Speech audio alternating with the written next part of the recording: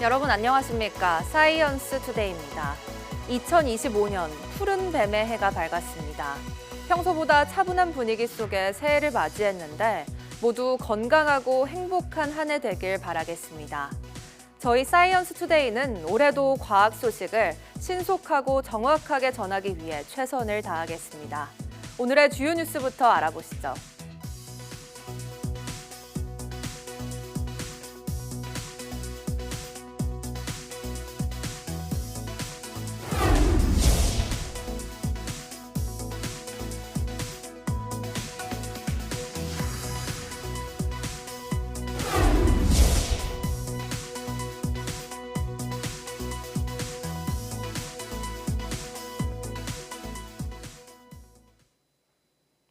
지난해 과학계는 혁신적인 비만 치료제 위고비의 등장과 AI 노벨상 수상 등이 큰 이슈였습니다.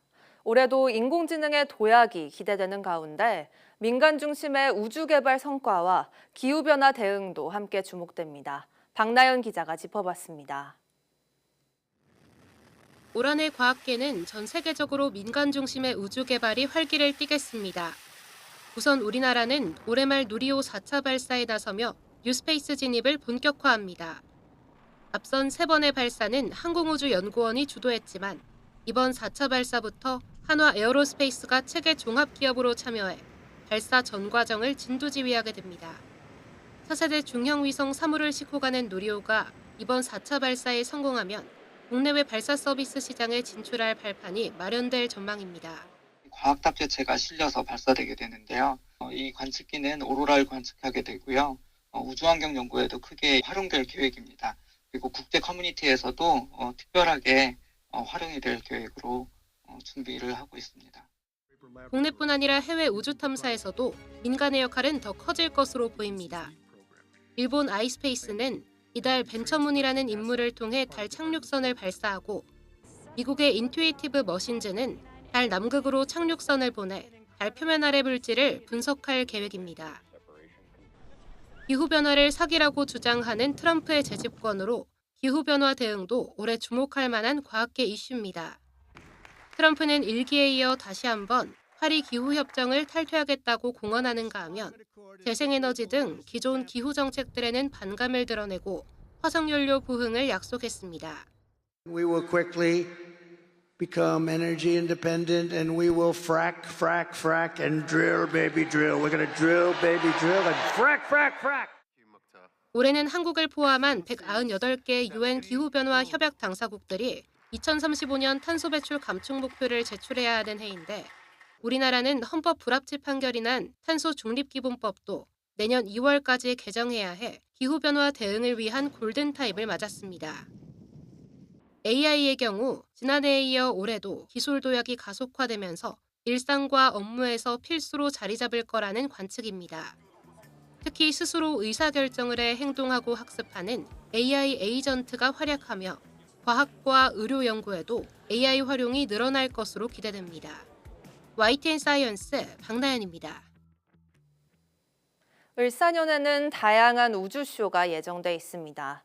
새해 첫 밤하늘을 장식할 4분의 자리 유성우를 시작으로 3년 만에 개기월식과 16년 만에 고리가 사라진 토성도 볼 수 있을 전망입니다. 정혜윤 기자의 보도입니다. 을사년새에 가장 먼저 밤하늘을 수놓는 우주쇼는 별똥별입니다. 3대 유성우 중 하나인 4분의 자리 유성우인데 올해는 1월 3일과 4일 사이가 극대기로 1시간에 최대 120개의 별똥별이 떨어지며 장관을 이룰 것으로 보입니다. 특히 올해는 극대 시간이 4일 0시 즈음으로 초승달은 이미 진 상태여서 달빛 영향 없이 별똥별을 관측할 수 있는 좋은 환경입니다. 8월과 12월에도 두 번의 3대 유성우가 남아있지만 8월에는 밤새 밝은 달이 있어 시야를 흐리고 12월에는 극대기가 낮이라 보기 어려울 전망입니다. 또 올해는 3월과 9월 두 차례 달이 지구 본그림자에 완전히 가려지는 개기월식이 예정돼 있습니다. 이 가운데 9월 8일 개기월식만 3년 만에 우리나라에서 관측할 수 있습니다. 9월 21일에는 태양과 지구, 토성이 일직선에 놓이며 가장 가깝고 밝게 빛나는 토성을 볼 수 있을 예정입니다. 특히 올해는 지구에서 본 토성 고리가 완전히 누워 일시적으로 고리가 안 보이는 소실 현상이 나타납니다. 2009년 이후 16년 만에 볼 수 있는 특별한 토성 모습입니다. 토성은 고리가 매우 얇아서 고리면과 지구가 일자로 정렬되면 일시적으로 고리가 보이지 않는데 대략 15년마다 이런 현상이 발생합니다. 올해는 3월과 11월에 이 같은 고리 소실이 발생하지만 우리나라에서는 11월 25일 고리 소실만 관찰할 수 있습니다. 올해 가장 큰 음력 15일 보름달은 11월 4일, 가장 작은 보름달은 4월 12일에 뜨겠고 이 두 달의 크기는 14%가량 차이가 날 것으로 보입니다. YTN 정혜윤입니다.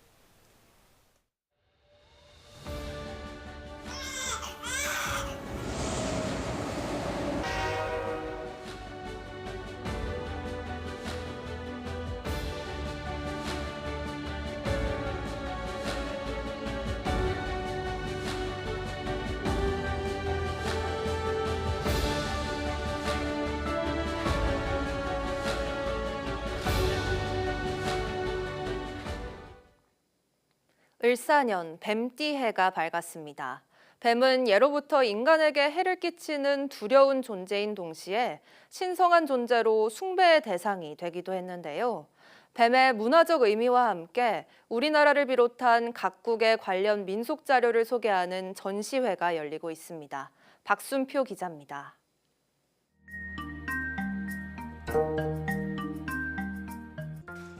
죽은 사람을 심판하는 10명의 왕을 그린 조선시대 불화입니다.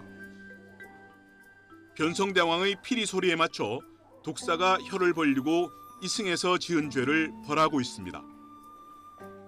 치마 허리에 찼던 사양 놀이개는 먼 길을 갈 때 뱀을 쫓아주는 역할을 합니다. 뱀이 무섭고 두려운 존재만은 아닙니다. 붉은 도포를 입고 창을 든 뱀은 땅을 지키는 12수호신 가운데 하나입니다. 표주박에 달린 뱀 형상의 고리에는 나쁜 기운을 물리치고 생명력을 불어넣는 힘이 있다고 믿었습니다.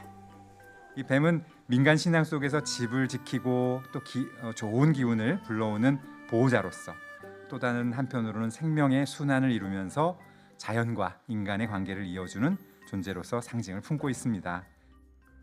종교 행사와 농업에 사용되는 아즈텍 문명의 캘린더 스톤에는 뱀이 하늘과 땅을 아우르는 신으로 자리했습니다. 아프리카 기니에서 뱀 조각상은 다산과 생명력의 상징으로 집안에 모셔졌고 스리랑카에서는 병을 쫓는 의식에 뱀의 가면을 사용했습니다. 무섭고 징그럽고 피하고 싶은 좀 그런 부정적인 이미지가 강한데요. 뱀이 뭔가 샤먼이 되기도 하고 신으로 자정이 되기도 하는 좀 뱀의 좀 색다른 모습을 보시고 아, 뱀에게 이러한 모습도 있었나 하고 놀라는 부분들이 또 많으신 것 같아요. 국립민속박물관이 마련한 뱀의해 특별전에는 우리나라의 그림과 문헌, 민속공예품 외에도 세계 각국의 자료도 함께 공개됩니다. 뱀의해 운세를 점쳐보는 코너도 흥미를 더합니다. 을사년 뱀띠해를 맞아 우리나라뿐만 아니라 세계 민속에서 뱀의 문화사적 의미를 확인해 볼 수 있는 이번 전시회는 오는 3월까지 계속됩니다. YTN 박순표입니다. 2025년 을사년 푸른 뱀의 해를 맞아 환경부가 1월 멸종위기 야생생물로 구렁이를 선정했습니다. 구렁이는 우리나라에 서식하는 파충류 중 가장 큰 동물로 개체수가 크게 줄고 있는 멸종위기 야생생물 2급으로 지정된 214종 가운데 하나입니다. 구렁이는 산림과 하천, 해안가 등에 살지만 기존 서식지가 파괴되고 그릇된 보신 문화로 밀렵이 성행해 멸종 위기에 몰렸습니다. 구렁이를 허가 없이 포획, 채취, 훼손하거나 죽이면 3년 이하 징역이나 300만 원 이상 벌금에 처해집니다. 올해 을사년은 뱀의 해입니다. 예전엔 뱀에 물리면 죽는다는 인식이 커 뱀은 회피동물로 여겨졌는데요. 최근 과학기술의 발달로 뱀은 인간을 살리는 의약품에서부터 지구 외 먼 천체의 탐사까지 다양한 분야에 응용되고 있습니다. 이성규 기자입니다. 대표적인 만성질환의 하나인 고혈압. 우리 몸속 단백질 에이스는 혈관을 수축시켜 혈압을 상승시키는 작용을 합니다. 과학자들은 맹독사인 살모사이독에서 에이스 단백질의 작용을 억제하는 물질을 발견하고 이를 고혈압 치료제로 개발했습니다. 지난 1981년 미국 FDA가 동물의 독을 기반으로 승인한 최초의 약 캡토프릴입니다. 여러 단백질들이 있는데 그것들을 이제 잘 찾아가지고 그게 무슨 효과가 있는지 이런 연구를 통해서 개발을 한 거죠. 굉장히 여러 종류가 있어요. 제가 연구한 경우는 코브라톡신이라는 물질이었었고, 뱀의 독소가 고혈압뿐만 아니라 최근엔 암에도 효과가 있다는 연구 결과가 잇따라 나오면서 새로운 항암제 개발 가능성도 커지고 있습니다. 지난 2023년 브라질 연구진은 뱀의 독에서 분리한 단백질이 피부암의 일종인 흑색종 암세포의 사멸을 유도한다는 연구 결과를 발표했습니다. 연구진은 이 물질을 기존 항암제와 함께 사용할 경우 치료 효과가 더 커질 것으로 기대했습니다. 뱀독이 의약품으로 응용된다면 뱀은 사람이 들어가기 어려운 좁은 구멍에도 쉽게 통과한다는 점에서 뱀을 모사한 탐사나 구조 목적의 로봇도 속속 개발되고 있습니다. 길이 4m, 무게 100kg의 뱀 모양의 로봇이 마치 뱀이 기어가듯이 눈 위에서도 척척 움직입니다. 미국 나사 제트 추진 연구소는 토성의 얼음 위성 엔셀라더스의 지표 사이로 들어가 지하 바다를 탐사하기 위한 아이디어에서 이 로봇을 개발했습니다. 이 로봇은 주변 환경을 자동으로 감지해 스스로 지도를 만들고 이동할 수 있도록 설계됐습니다. 지난 2021년 한국로봇융합연구원은 뱀처럼 기어다니며 재난 현장에서 생존자를 찾고 필요할 경우 생존자에게 약물 등을 긴급하게 공급할 수 있는 뱀 로봇을 공개했습니다. YTN 사이언스 이성규입니다. 국내 연구진이 미세 영역 온도 변화를 실시간으로 알 수 있는 나노 온도계를 개발했습니다. 울산과학기술원 화학과 권오훈 교수팀은 나노 입자가 전자빔에 의해 방출되는 음극선 발광 스펙트럼을 분석해 온도를 측정하는 방식인 나노 온도계를 개발했다고 밝혔습니다. 연구팀은 나노 온도계 소재를 바꿔 기존 전자빔의 세기에 따라 매번 보정하는 번거로움을 극복해 신뢰도와 활용성을 높였다고 설명했습니다. 또 실험을 통해 외부 자극에 실시간으로 변화하는 온도와 구조를 동시에 관측할 수 있는 기술 유효성을 입증했다며 첨단 소재 개발에 쓸 수 있을 것으로 기대한다고 덧붙였습니다.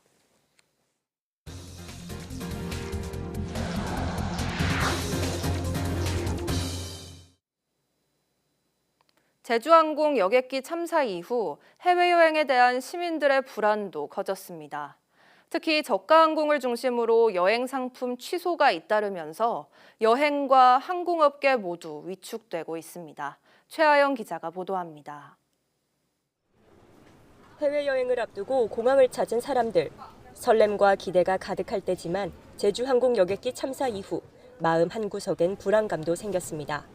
불안하죠. 불안한 마음이 없지 않죠. 가족끼리 한 여행이라 바로 또 물을 수는 없어서 좀. 가족 다시 만나러 가는 거기도 하고 취소하려고 하긴 했는데 그래도 이번을 계기로 정비가 다시 제대로 되지 않았을까 해서. 실제로 비행기 탈 걱정에 해외여행을 취소한 사례도 늘었습니다. 한 대형 여행사의 경우 평소 하루 평균 여행 취소율이 40에서 50%인데 여객기 참사 다음 날엔 2배 늘었습니다. 하루치 예약이 다 날아가 버린 셈입니다. 주로 제주항공과 같은 저비용 항공사 항공편을 중심으로 취소가 늘었고 참사 기종과 같은 기종인지 문의하는 고객들도 있었습니다. 무항공항이 폐쇄되면서 일시적인 취소량이 많이 증가했고요. 저비용 항공사들이 전반적으로 좀 취소율이 좀 높게 나타나고 있었어요. 제주항공의 경우 참사 하루 만에 국내선과 국제선 항공권 6만 8천 건이 무더기로 취소됐습니다. 평소보다 당연히 취소량이 많을 수밖에 없다는 사실 말씀드리고 우리가 얼만큼 빨리 신뢰를 회복하느냐 하는 부분이 여행사들은 참사 이후 온라인과 홈쇼핑 등 모든 광고를 중단한 상태입니다. 여행 항공업계는 고환율 고물가로 수요가 위축된 상황에서 대형 참사까지 겹치면서 여파가 장기화하지 않을까 우려하고 있습니다. YTN 최하영입니다. 제주항공 여객기 참사 당시 비행기가 최종 착륙한 방향의 활주로는 공사로 인해 가용거리가 원래 길이보다 300m나 짧았던 것으로 드러났습니다. 대규모 인명피해 원인으로 지목된 콘크리트 둔덕은 2022년부터 진행된 추가 공사를 통해 높아진 것으로 확인됐습니다. 보도에 황보애경 기자입니다. 원래 무안공항 활주로 길이는 2,800m입니다. 그러나 참사 당시에는 공사로 인해 가용거리가 300m 단축된 상태였습니다. 활주로 연장 공사가 이루어지고 있었기 때문에 2,500m로 이제 운영되고 있던 것은 사실입니다. 사고 여객기가 활주로에 동체 착륙한 뒤 이동한 거리도 짧아지며 최종 충격이 더 커진 것 아니냐는 추정이 나옵니다. 아울러 인명피해를 크게 키운 원인으로 지목된 콘크리트 둔덕 형태의 방위각 시설 로컬라이저는 2022년부터 추가 공사가 진행된 것으로 파악됐습니다. 2007년 개항 당시에는 콘크리트 말뚝 지지대를 흙으로 덮은 형태였지만 이후 두께 30cm짜리 콘크리트 상판을 새로 설치했습니다. 이제 개량 공사할 때 또 추가됐던 부분은 전체를 콘크리트 덮은 것이 아니고 콘크리트로 이렇게 상판을 덮는다고 하죠. 그렇게 한 거로 이해하시면 되겠습니다. 이에 대해 국토부는 당시 안전성을 이유로 보강 공사를 한 것으로 보인다고 설명했습니다. 정부는 2m 높이의 콘크리트 로컬라이저가 규정에 맞는다고 주장하다 한 발 물러선 상태인데 콘크리트 구조물을 추가한 사실까지 드러나 시설의 문제성이 더 짙어지고 있습니다. 국토부는 로컬라이저 설치의 위법성 여부에 대해서는 즉답을 피한 채 전국 공항 시설을 전수조사하겠다고 말했습니다. YTN 황보혜경입니다. 이번 여객기 참사 사고의 원인을 밝혀줄 블랙박스 가운데 하나인 비행 기록 장치 FDR은 정보 추출에 실패해 결국 미국으로 가게 됐습니다. 음성 기록 장치는 추출한 정보를 음성 파일로 복원하는 작업에 들어갔는데 사고조사위원회는 내일쯤 결과가 나올 것으로 예상하고 있습니다. 김기봉 기자가 보도합니다. 항공기 꼬리 부분에 있어 다행히 큰 파손을 피한 블랙박스. 하지만 두 개의 블랙박스 가운데 비행 기록 장치는 분실된 작은 커넥터 하나 때문에 정보 추출이 막힌 상태입니다. 장치의 두 유닛을 연결하는 커넥터는 새 부품으로도 대체가 불가능해 아무 장비나 이렇게 사다가 끼워서 대체할 수 있고 이제 그런 커넥터는 아니고 좀 특수한 방식의 작업이 필요한 그런 형태의 커넥터입니다. 마지막 25시간 항공기의 비행 데이터가 묻혀버릴 수 있는 위기감 속에 사고조사위는 결국 장치를 미 교통안전위원회 NTSB로 보내기로 했습니다. 미국에서도 데이터 추출이 가능할지는 미지수인데 복원이 된다 해도 NTSB의 상황에 따라 시간 지연은 불가피한 상황입니다. 시간은 일단은 그 안에 데이터의 어떤 상태라든지 그 양을 좀 보면서 추정이 될 것으로 보입니다. 현재 시점에서는 미리 말씀드리는 것이 예단하기가 곤란하고요. 다행히 또 하나의 블랙박스인 음성 기록 장치는 정보 추출이 완료돼 음성 파일로 재생하는 작업에 들어갔습니다. 시간은 이틀 정도 걸릴 것으로 보이는데 음성 기록만 온전히 재생돼도 사고 경위를 밝히는데 큰 열쇠가 될 거라는 전망입니다. 마이크 키를 잡느냐 안 잡느냐 관계없이 모든 게 다 음성이 기록되고요. 조종석의 소음, 조종석의 경고음, 심지어 스위치를 켜고 끄고 그다음에 조종사의 대화 내용 같은 것들이 전부 기록되는 아주 종합 음성 기록 장치입니다.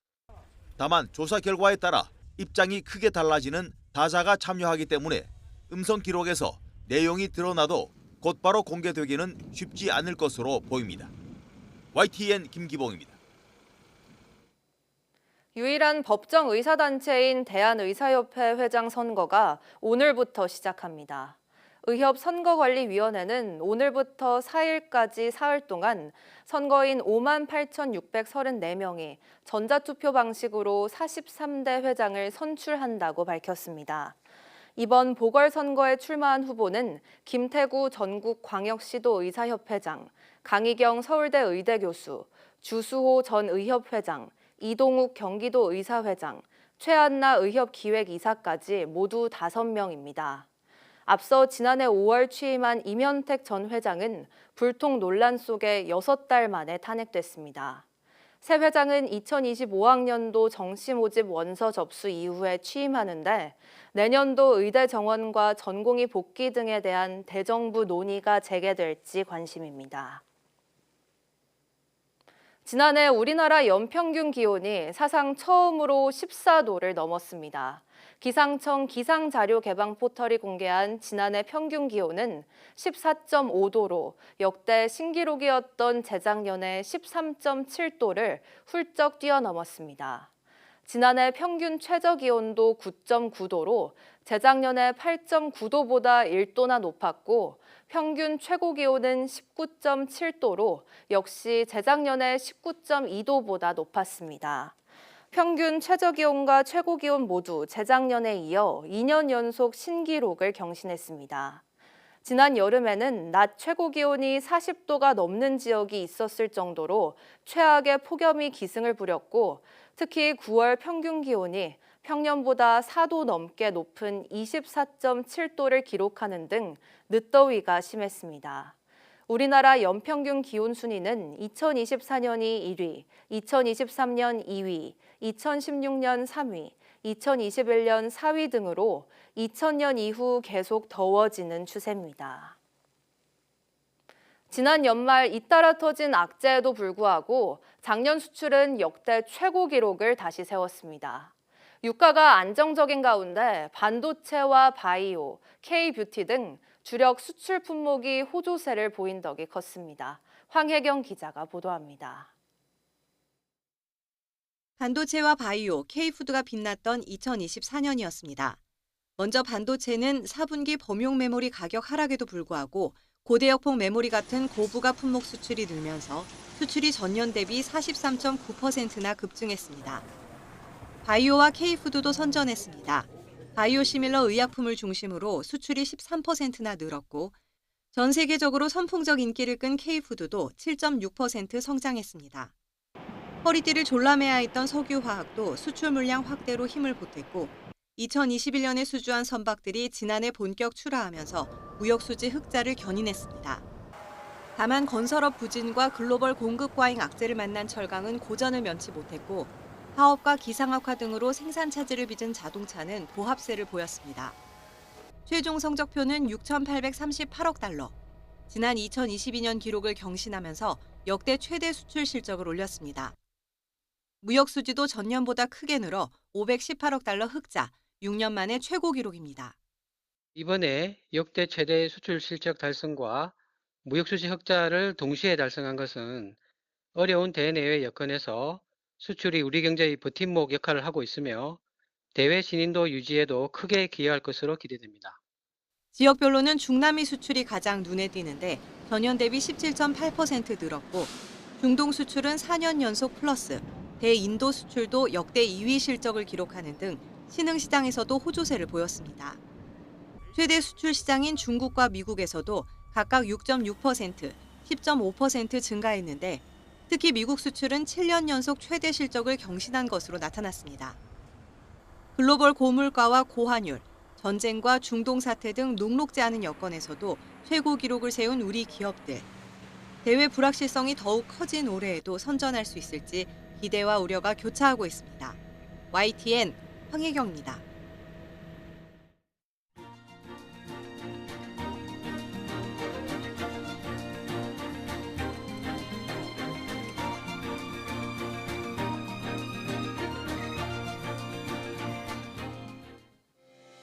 (1월 2일) 오전 사이언스 투데이 마칩니다.